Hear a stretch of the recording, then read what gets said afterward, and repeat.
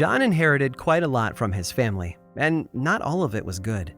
His father passed away in 1718 when he was just 4 years old, and his mother died the year after that. To add tragedy to his story, her death was most likely preventable. It seems that she had the money in the bank to buy food and medicine, but she preferred not to spend it and died as a result. The rest of his childhood was spent in a boarding school in London, but he stayed in contact with his mother's brother, Uncle Harvey. But Harvey was just like his sister in a lot of ways. Despite owning a massive country estate, he chose not to spend the money on upkeep and repairs, and the home soon fell to ruin. When he died, John inherited all of that unspent money. In fact, John had become insanely rich. Between the money left to him by his parents and then his uncle, it's estimated that he was worth roughly $130 million in modern American currency. But as he matured, John showed just how much like his forebears he truly was. Despite his elevated social standing, he became more and more of a miser with his fortune. It's said that rather than buy new clothing for himself, John simply repurposed the clothes of dead relatives, and his own country estate fell to ruin from that same sort of miserly neglect. Even after rising to the position of Parliament, he refused to use the massive fortune he possessed. So it's no surprise that by the age of 70, he was worth an estimated 300 million modern American dollars. John Elwes would eventually die and leave his fortune to his 2 sons, but he left the world something bigger. You see, most scholars agree that he was the inspiration behind one of the most famous literary characters of legendary author Charles Dickens. So while few remember the name of John Elwes, just about everyone knows who Ebenezer Scrooge was. Of course, Elwes never changed, but Charles Dickens was a hopeful sort of man. In his much-loved A Christmas Carol, he portrayed Scrooge as a man who could learn and grow and have his eyes open to the error of his ways. But the tool that Dickens used to bring about that change was downright otherworldly: ghosts. Through the story, readers are introduced to 4 of them: his former partner Jacob Marley, and the ghosts of Christmas past, Christmas present, and Christmas yet to come. And in the process, we've all been introduced to a powerful idea. Sometimes, whether we want them to or not, the dead return. I'm Aaron Mankey, and this is Lore.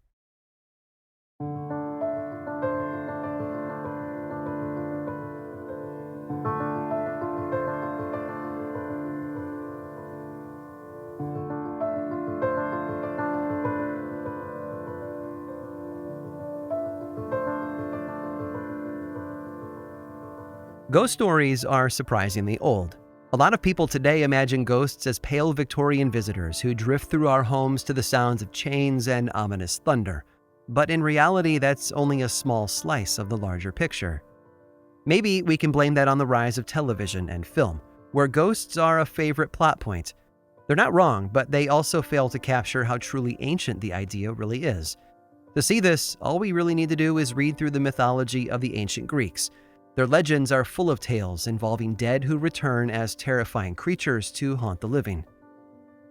In fact, the Greeks believed so strongly in the power of ghosts that they built a number of traditions around them. All manner of sacrifices and mourning rituals were performed by the living in an attempt to keep the dead at bay. And once each year, ancient Greek families would gather for a feast, during which they would call out the spirits and request that they leave the living alone for another year. When the Romans expanded around the ancient Mediterranean world, they absorbed countless cultures, including the Grecian city-states, but they also added some of their own superstitions to the mix. For example, it was common for ancient Romans to scratch curses on pieces of pottery or scraps of lead, calling on the power of ghosts to afflict their enemies. But the Romans might also be the source of one of the world's first ghost stories.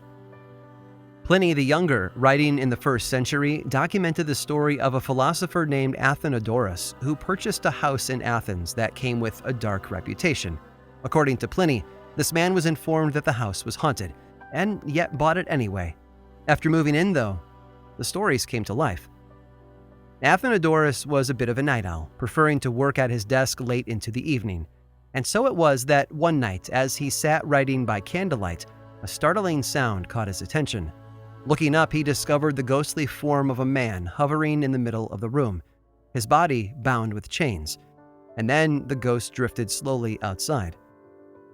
Curious, the man followed the ghost until it stopped in the courtyard, where it pointed at the ground. Athenodorus took the hint and grabbed a shovel.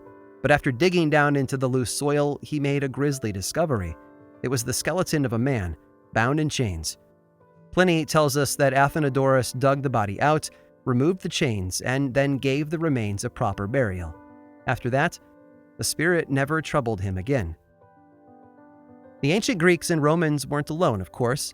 Long before them, in Egypt, there was plenty of belief in the power of the human spirit after death.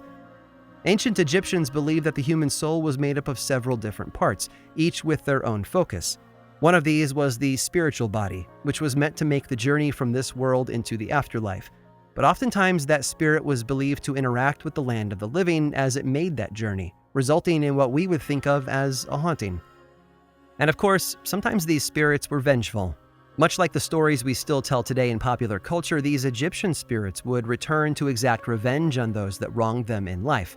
In fact, one story from the Middle Kingdom makes that belief abundantly clear. In the tale, a man claimed that his dead wife was haunting him, and so he sat down to write her a letter. This letter shows us just how confused and desperate the man was, too. He explains how much he loved her in life, how he cared for her during her terminal illness, and how respectfully he had buried her. Whether his pleas satisfy the ghost of his wife is unclear, but his frustration teaches us everything we need to know. Ghosts, even then, were real. Around the globe in ancient China, we can find similar beliefs. There, just as in Egypt, the key was a proper death and burial. Anyone who died violently or unexpectedly stood a good chance of returning from the land of the dead as ghosts, even more so if those people weren't given a proper burial. And just like the ancient Greeks, the Chinese held a ghost festival to honor and appease the dead. It takes place during the 7th month of the Chinese calendar, a time when the veil between the living and the dead is thought to be at its thinnest.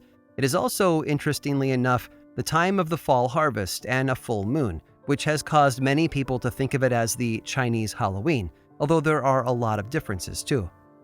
One story in particular illustrates just how important a proper burial was to the ancient Chinese. In it, the ghost of a young woman haunted the home of a pair of brothers, and it said that they desperately wanted to get rid of her. So one night after she appeared in their house, they caught her in a sack and then tossed it down a well. The following night, though, the ghostly young woman returned, this time carrying the sack with her. So the brothers captured her again and weighed the sack down with heavy stones before tossing it back into the well. Still, the girl returned. On the final night, they captured the ghost inside the sack and then placed it in a hollowed-out log before capping both ends and setting it adrift on the river.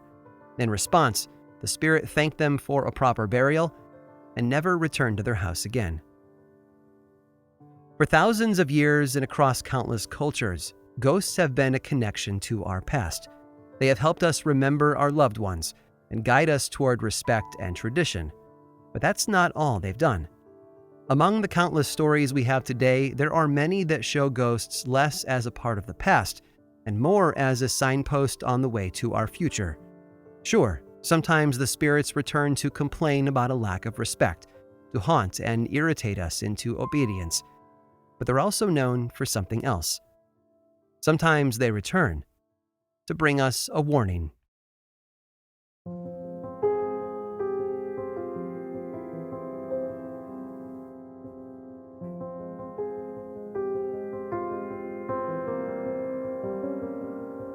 It started with belief. Belief that the dead might return, that their spirit could somehow cross back over the threshold between life and death in order to interact with us in the here and now. But that belief led to deeper questions. If it was true, if the dead could pass back into our world, then what knowledge might they bring with them? It varies from culture to culture, always dependent on what sort of views of the afterlife they hold. But in general, every group of ancient people has wrestled with this idea.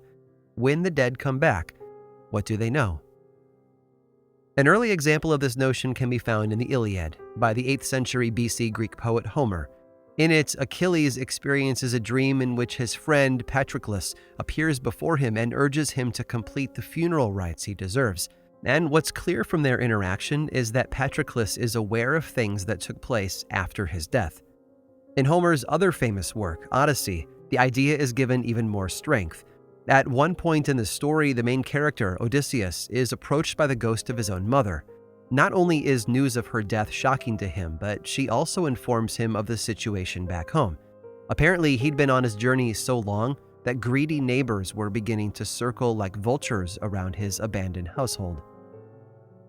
But it goes beyond ancient cultures, too. Even in Elizabethan literature, we find ghosts handing out inside information that they somehow obtained from the other world. In Shakespeare's Richard III, Richard is visited before the Battle of Bosworth by the spirits of his previous victims, like some sort of macabre guilt trip, and they all predict his impending defeat. In Julius Caesar, Shakespeare gives us more of the same.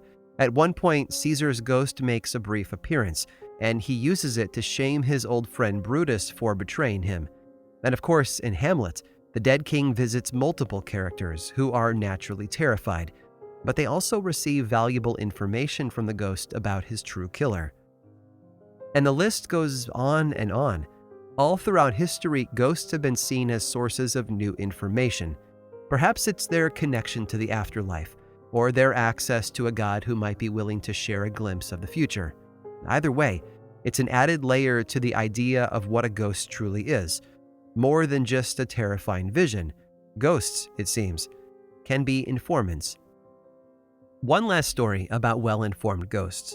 In 1826, a woman named Maria from the English village Polstead met the man of her dreams. William was 2 years younger than her and was a bit of a ladies' man, but he was also willing to court her despite the child she was raising out of wedlock, a major concession in those days. Maria, though, was looking for marriage. Her father and stepmother were looking for it as well, and she brought the idea up often to William, suggesting that they run away together and elope. And after Maria gave birth to his child in 1827, he finally got the hint. On the night of May 18, 1827, William arrived on Maria's doorstep. He told her that the local sheriff was on his way to arrest her for having another child outside of marriage, and that she needed to run away immediately. He would be waiting for her inside a local landmark on the edge of town, an old building with red roof tiles known affectionately as the Red Barn. Following his instructions, Maria dressed herself in some of her father's clothing. Then, after quietly packing the bare essentials, she slipped out into the night and vanished. Her father and stepmother would never see her again. William Corder also vanished from town, but he later paid a visit and told everyone that Maria was safe and sound in their new home in Ipswich. Her family begged to see her, but William was shifty and soon left town rather than give them an answer. A short while later, Maria's parents received a letter from her that attempted to calm all their fears. Soon after, Maria's stepmother began to have dreams. In them, the ghost of Maria appeared to her and revealed how she had been murdered inside the Red Barn, and that if they knew where to look, the evidence of the crime could be located. She spent months telling her husband, Maria's father, about the dreams and begging him to go see if it was true. And finally, on April 19th of 1828, he agreed. What he found inside the Red Barn was something no parent should ever have to experience. A patch of disturbed soil convinced him to grab a shovel and dig, which led him to find his daughter's body. After confirming her identity to the authorities, an arrest warrant was issued for William Corder, who was later found in a nearby village running a boarding house with his brand new wife. William confessed to the murder, and he hanged for his crime in August of 1828. The spirits that haunt us often hold power over us. If the stories are true, it's their ability to straddle that invisible line between the living and the dead that gives them access to things no one else might know. Unfinished business, lost loved ones, and the evidence needed to track down a killer. Whether we believe it or not is up to each of us, but the stories certainly carry a powerful message. The question is, are we willing to listen?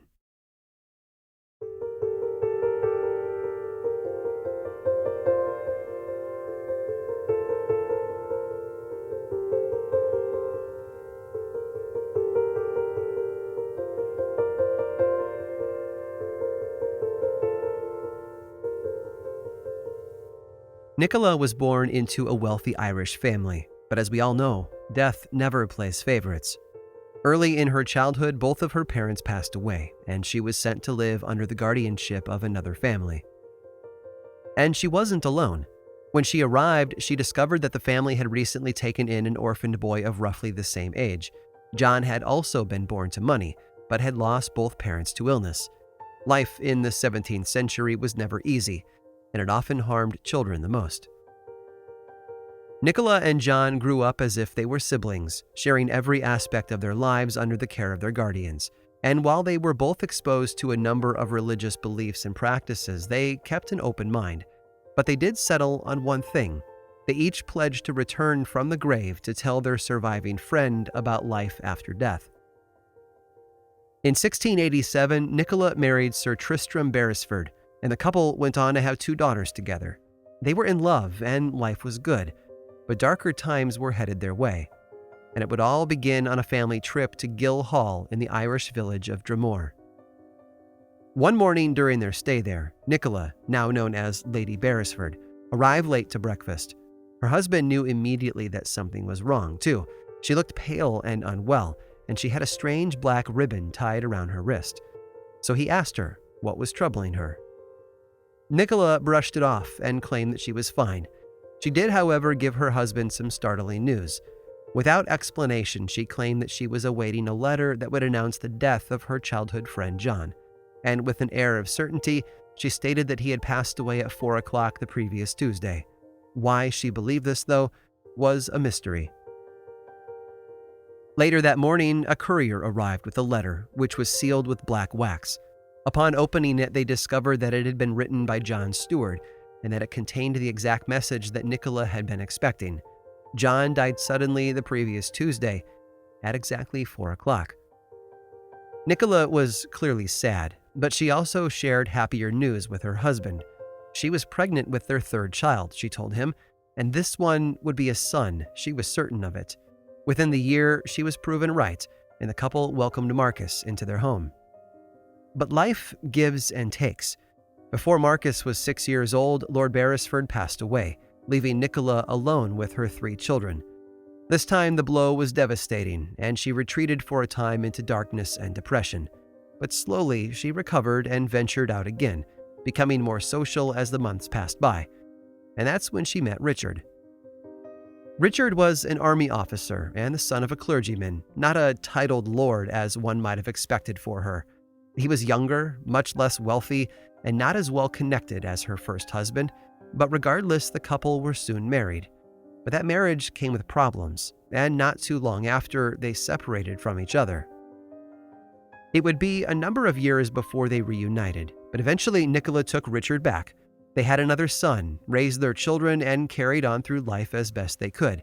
And at some point, her oldest children decided to throw a party in her honor to celebrate her 48th birthday. It was a happy gathering, and Nicola seemed especially full of joy and peace. She had the air of someone who had avoided something unwanted, and she practically glowed. One of the guests at the party was a very old friend, an elderly bishop who, 48 years before, had christened her as an infant. Nicola naturally brought up this connection when they had a moment to speak, but the bishop shook his head and frowned. No, he told her, that number was wrong. He had heard her make mention of her age before, and it had always confused him. So he had recently gone back to the parish church where her records were kept and confirmed his suspicion. While it was indeed her birthday, it was her 47th, not her 48th, that they should be celebrating. Despite having a whole year chopped off her age, something most of us would gladly accept, Nicola was immediately struck with fear and panic. Without explanation, she retreated back to the house and her bedroom, leaving the party to carry on without her.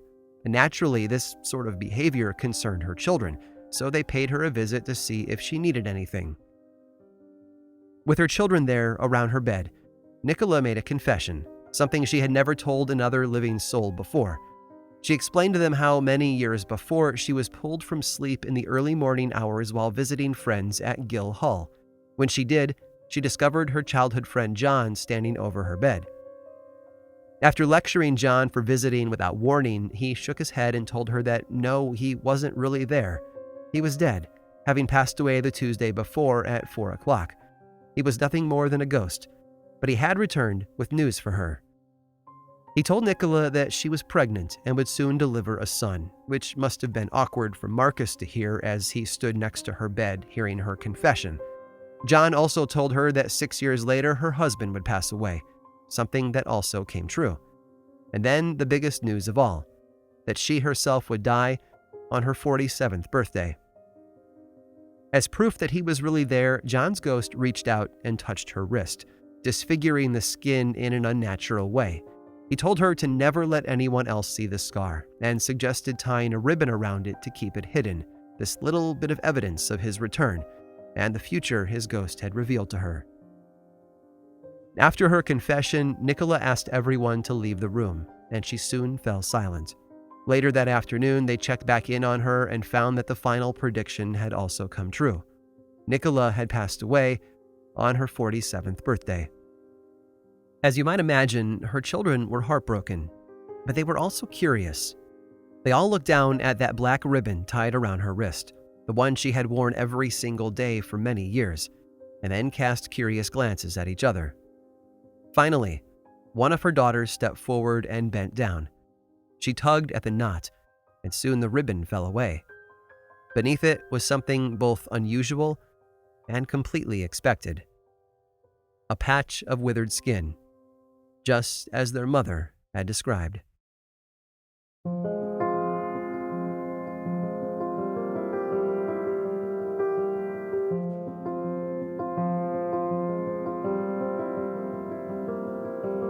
Ghosts are a divisive topic. People have debated for centuries about their existence, and while pop culture and cable television might seem to be full of believers, there are just as many people out there ready to dismiss everything. The matter might be settled for most of us, but the answer, it seems, is deeply personal. But you don't have to believe in ghosts to understand the power found in their stories. Visitors from beyond the veil who drift back into our lives to seek revenge for past wrongs, or to offer guidance for future decisions. It's easy to see, at the very least, why people have believed in them for so long. But ghost omens are another level. Their stories are just as old and just as global, but they add new layers to a typical haunting tale. This idea that because ghosts visit us from the afterlife, that they're privy to some sort of hidden knowledge is an ancient yet textured concept. And of course, the very fact that some people believe it teaches us volumes about who we are. Which is why I love the story of Lady Beresford and her ominous visit from her childhood friend John, known to history as Lord Tyrone. It's a story with a lot of provenance too, having been passed down by her family through the generations. It was also written down very early on, and that manuscript is still in safekeeping. And because of all of that, the legend has a bit more color and life. But as you might imagine, there's more to the story. When John's spirit visited Nicola that night long ago, he offered her proof of his existence and then made a number of very specific predictions. The birth of a son, which came true. The death of her husband, which also came to pass. And of course, her own death on her 47th birthday. But there was one more. According to Nicola, John's ghost told her that long after they were both gone, Nicola's son and his own heir would be married. It's a powerful message, too. Even after their deaths, their families would be bound together in a real and powerful way. The trouble is, stories that are deeply tied to historical events and people have a lot of evidence behind them, strings that can be pulled, and facts that can be verified. And the historical Lord Tyrone didn't leave behind a family of his own. He died a bachelor in 1693, which means no widow, and certainly no daughter. Nicola's son Marcus would eventually go on to get married. His wife, Lady Catherine, came from a wealthy family of similar social status, but her father wasn't Nicola's friend John. And for a lot of us, that might put the proverbial nail in the coffin on the accuracy of the legend. If one of the predictions failed to stick the landing, it certainly cast doubt on the rest. But Lady Catherine wasn't a random socialite or the product of some arranged marriage. She and Marcus had known each other since childhood, thanks to some family connections. Connections that, through a series of unfortunate events, led to her inheriting the title and fortune of her dear young uncle, Lord Tyrone. Just as predicted, she was his heir.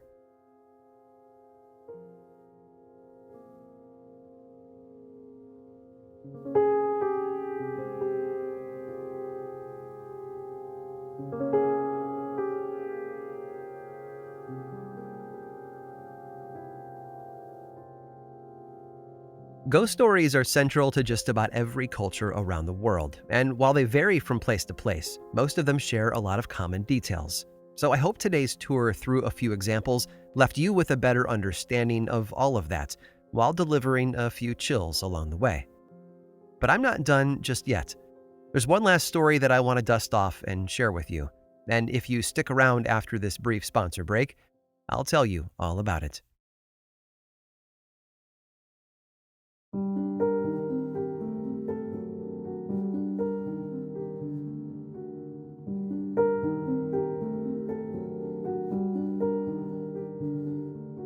History is a crowded library.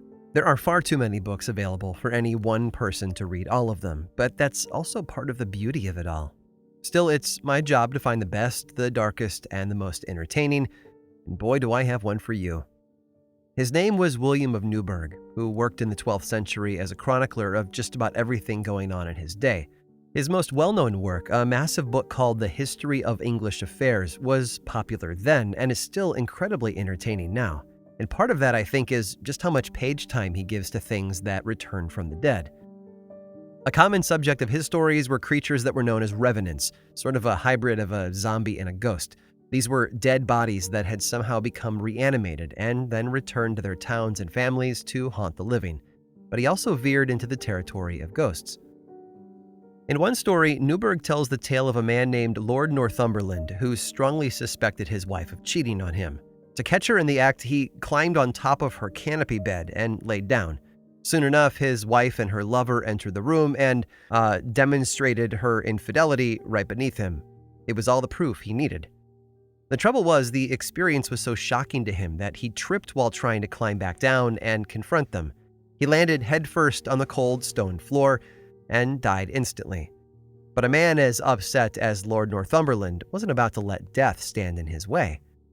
Soon after his burial, his ghost was reported in the castle, and with it came an awful stench, as if a corpse were being moved around from room to room. In fact, Newburgh records that the smell was so powerful that it caused a plague that killed many of the people in town. Desperate for relief from both the hauntings and the smell, I suppose, the dead lord's corpse was exhumed. They found his belly swollen and filled with blood, a sign, to their medieval minds at least, that he had been feeding on the townsfolk. They quickly burned the body, and that was the end of the haunting. But my favorite story from his book is about a priest from Melrose Abbey. For many years, this priest had served as a chaplain to a local noblewoman, a lofty position in those days, and it seems that she greatly appreciated his services and often donated funds to the abbey to help support their work there. But the priest passed away unexpectedly one day and left the noblewoman without an advisor or a friend. And maybe it was a mixture of that grief and a few of the rumors about the priest's less than savory behavior. But soon enough, there were reports that his spirit wasn't entirely at rest. In fact, it had started to haunt her house. Yes, his body was buried in the Melrose Abbey cemetery. And yes, a dozen monks could attest to digging that grave and placing his cold body inside it. But despite that tangible evidence, the noblewoman made many reports that seemed to suggest otherwise, and most of them centered around her bedchamber. She claimed that the dead priest had returned and would hover above the floor of her room, moaning and making other horrible sounds. Those who witnessed the priest claimed that his body was nearly transparent, but the sounds were as clear as day. And it happened so often that the noblewoman became utterly desperate, so she reached out to the abbey for help. Actually, that's a bit generous. She begged them, really. "Please," she pleaded, "pray that the dead priest goes away, and pray for my safety and sense of peace." And of course, the abbot gladly complied, instructing all the monks to offer prayers for her throughout the day. And yet the dead priest continued his hauntings. Finally, everyone had taken about all they could handle, and so the abbot gathered a few monks together and tasked them with sitting watch near the priest's grave to keep vigil and look for signs of the ghost. And sure enough, later that night, the dead man made an appearance. much to the horror of the men, I'm sure. In the chaos of his appearance, though, the monks attempted to attack the ghost. I'm not sure what they were thinking, really. Everyone who has seen Ghostbusters knows how pointless that should have been. But these were men who had been raised on stories of revenants, so perhaps they assumed the vision they saw was a real animated corpse. Regardless, they struck out at the ghost with their shovels and clubs, and apparently harmed it enough to frighten it away. And then they ran for safety. But all of them returned the following morning with new orders to dig up the priest's corpse and burn it. After they were done, it said that the hauntings had stopped, thankfully. One last detail, though. After digging down into the loose soil of the priest's grave, they opened the rough wooden coffin to expose the dead man's body, and what they found inside it sent a chill down their backs. Although the priest had died of natural causes, with no visible injuries on his body, the man's corpse was reportedly covered in vicious cuts and bloody gashes. Injuries, it was said, that matched the events from the night before.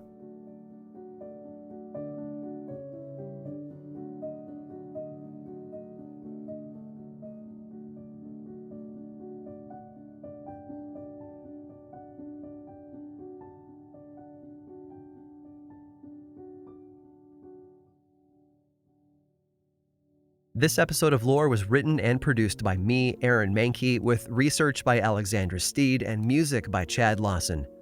Lore is much more than just a podcast. There's a book series available in bookstores and online, and 2 seasons of the television show on Amazon Prime Video. Check them both out if you want more lore in your life. I also make 2 other podcasts, Aaron Mahnke's Cabinet of Curiosities and Unobscured, and I think that you'd enjoy both of them. Each one explores other areas of our dark history, ranging from bite-sized episodes to season-long dives into a single topic. You can learn more about both of those shows and everything else going on over in one central place, theworldoflore.com/now. And you can also follow the show on Twitter, Facebook, and Instagram. Just search for Lore Podcast, all one word, and click that follow button. When you do, say hi. I like it when people say hi. And as always, thanks for listening.